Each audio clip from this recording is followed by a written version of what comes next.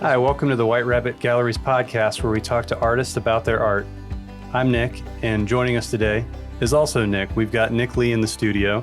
He is a portrait painter, and he is the organizer of the Birds of the Feather show that will be debuting at White Rabbit Galleries in May 3rd. He's also the recipient of the Distinguished Citizen for Art Education Award. Thanks for joining the program. Yeah, thanks for having me. So you're a portrait painter. Could you tell me what makes a good portrait? I think most people would say capturing someone's likeness, but there's more to a good portrait painting than that. What goes into that? A good portrait. Well, for me, I like to see who that person was when I look at the portrait. If you look at portraits by Alice Neal, Amy Sherald, you get a good idea of who that person was in that portrait. So I feel like when you look at a good portrait painting, you can feel like you can have a conversation with the subject, and I think that's what makes a great portrait. Yeah, and you use a lot of symbolism in your paintings too. Do you ever find that when you use symbols in your paintings that not a lot of people understand them, and if you're ever motivated to change what symbols you use because people aren't understanding the message the first time they look at a piece? I'm not trying to make all the symbols understandable for everyone. A lot of the cultural objects that I use are from Japanese culture. A lot of it's just for my own experience to express myself, and for my people. My work is not to be made to be universal, so I don't feel the need to change anything because the symbols aren't outright offensive in nature, so I just keep them as they are, I would say. Yeah, I think most artwork is helped with intrigue. If you reveal everything, it's not as interesting of a piece. Right. Your work is about adding diversity to portrait art, specifically to like Western style portrait paintings. I think there's a certain type of aesthetic that's involved there. Do you think that when you take art history in school, I feel like there's any history class actually, they're always like, okay, here's the history of Europe, Rome, Greece, and there's this barrier between the Western world and the Eastern world. And now history classes are a lot better, getting into histories of other countries, Africa, Asia, that sort of thing. Do you feel like there is still a big barrier between the concept of like Western art and Eastern art? I would say so. I'm not really aware of any contemporary Eastern artists that are working now, just because our institutions don't really promote that. They just promote who's working within our country. And that's probably not all our universities, but that's my experience. When I look up Japanese art, I only see like 17th century. Like, they're out there, but I think there needs to be more opportunities, or I don't know how to phrase this, but I don't know, just more opportunities to see who's working now across these, because there is such a divide between Eastern and Western art, and it feels like you're cut off in a way. Mm-hmm. Yeah, there's the language barrier at a lot of times. Yeah. But I mean, it's visual art, so you can look at a piece and still get something out of it, even if you don't necessarily speak the same language as someone else. Right, exactly.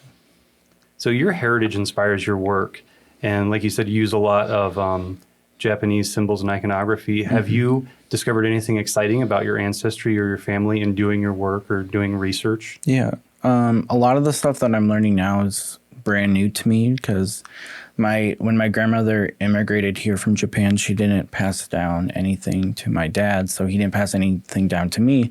So a lot of the things that I'm working and researching on is brand new. And so it's really exciting to learn more about my people's culture. Like, for example, there's a holiday in August called Obon, which is like basically Day of the Dead for the Japanese, and it's a 3-day festival where you honor your loved ones that's passed away, and you leave an offering for them, and then you send their spirits back on the third day. And yeah, and another example is there's supernatural creatures called yokai, and I just completed a mural for one of my artist residencies I did this past fall, and that's in Cleveland. And the yokai is called a ningo, which is basically like a mermaid, but it's like a merman. So all this stuff I'm really enjoying learning more about. I saw the yokai piece on your social media, I think on your Instagram. What was the process for that? Because it's a mural, but it was blown up from a painting, right? Yeah. So they gave me this skinny canvas, and pretty much they're like, all right, do what you want.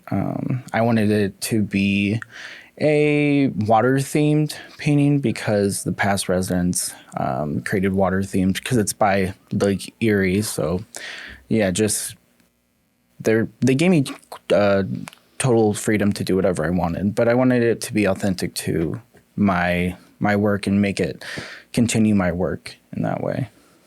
Yeah. So how big was the painting before they enlarged it to a mural size? It wasn't that big of a painting. I forget the dimensions exactly, but it was a really weird size. It was just like a long, skinny painting, but it was really like awesome to see in person. It blown up to that scale. Yeah, larger than life. Yeah, I hope I get to see it. Yeah, I hope you do. It's overwhelming, honestly. I was like, whoa. So the show that you organized in May is called Birds of a Feather. Can you talk a little bit about that show?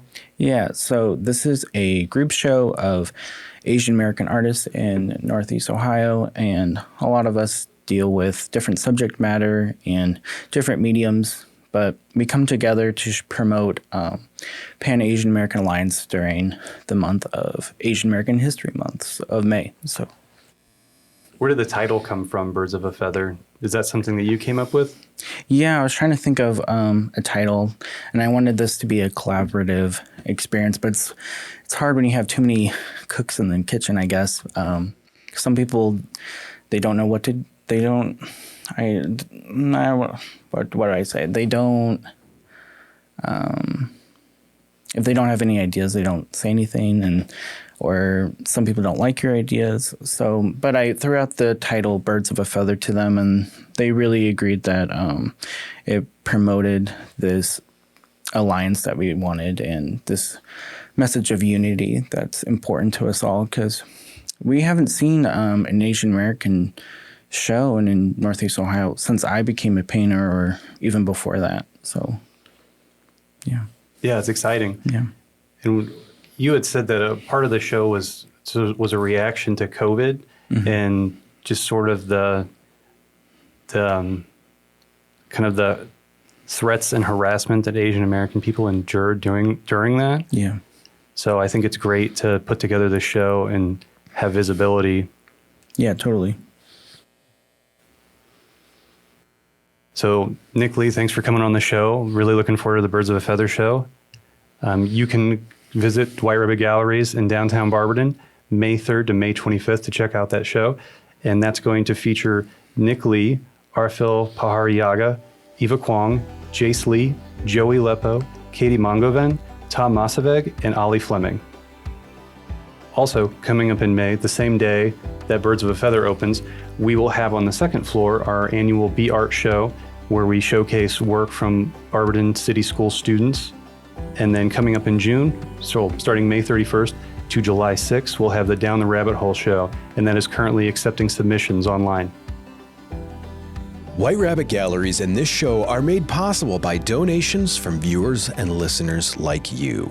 White Rabbit Galleries is a nonprofit 501c3 that serves to provide a space for local artists to create, display, and sell their artwork. We strive to promote the arts and offer educational opportunities to our community.